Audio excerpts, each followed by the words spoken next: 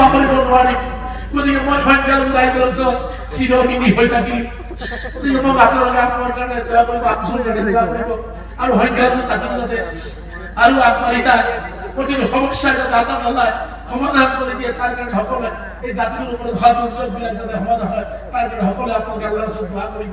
আৰু এই সংগ্ৰামটো এই আন্দোলনটো আপোনালোকে অধিক শক্তিশালীভাৱে জীয়াই ৰাখিব লাগিব কাৰণ এই অসমত জীয়াই থাকিবলগীয়া হ'লে আমি সংগ্ৰাম কৰি জীয়াই থাকিব লাগিব অধিকাৰ কোনো দিন নাযায় অধিকাৰ হিমন্ত বিশ্ব শৰ্মাৰ চকুত হয় অধিকাৰ কাৰিকৰৰ ব্যৱস্থা আমি কৰিব লাগিব গতিকে আমাৰ কাম সুস্থ আছে এইখিনি কথা কৈ মই বিশেষকৈ গুটিবাৰ আঞ্চলিক সমিতি ৮২ জিলা সভাপতি আপোনালোকৰ অঞ্চলৰ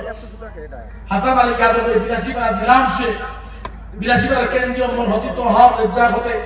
আমাৰ প্ৰাক্তন বিষয়ববীয়াসকলে যিদৰে অঞ্চলটোত সমগ্ৰ ধুবুৰী জিলাত সংখ্যালঘু ৰাইজৰ আপদে বিপদে শক্তিশালী ভূমিকা পালন কৰি আহিছে অসমৰ অন্যান্য জিলাৰ তুলনাত অধিক সক্ৰিয়ভাৱে পালন কৰিছে তাৰ কাৰণে মই এই জিলা সমিতিখনক জিলা সমিতিৰ কেন্দ্ৰীয় সমিতি সকলো বিষয়ববীয়াক মই আন্তৰিকভাৱে ধন্যবাদ জনাইছোঁ আপোনালোকে প্ৰাক্তন বা এই অঞ্চলৰ সকলো ৰাইজক আন্তৰিক ধন্যবাদ জনাইছোঁ আৰু অধিক শক্তিশালীভাৱে ৮২ জিলা সমিতিখনে অসমখনৰ লগতে ধুবুৰী জিলাক আগুৱাই লৈ যাব বুলি আশা কৰি মই মোৰ বক্তব্য যদি কৰি ভুল ত্ৰুটি হৈছে মই ক্ষমা প্ৰাৰ্থনা বিচাৰি মই ইয়াতে সামৰিছোঁ। আনছো জিন্দাবাদ, খুদা হাফেজ, জয়।